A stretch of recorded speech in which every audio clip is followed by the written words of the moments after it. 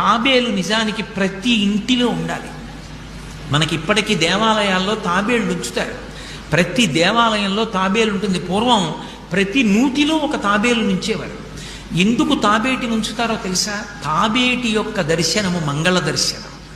తాబేటి వంక చూస్తే మంగళం. అందుకే ఇంట్లో కనీసం తాబేలు బొమ్మ అట్టి ఉంచుకుంటారు. ఉంచుకుని ఒకసారి ప్రయత్నపూర్వకంగా దాని వంక చూస్తారు.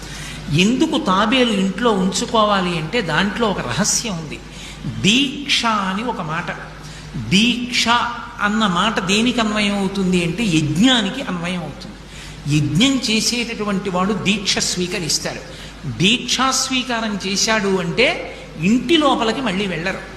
ఇక పూర్తయిన తర్వాతే ఇంట్లోకి వెడతారు. ఇల్లు విడిచిపెట్టి బయటికి వచ్చేసి దీక్షావస్త్రాలు కట్టుకుని తాబేలు నిజానికి ప్రతి ఇంటిలో ఉండాలి.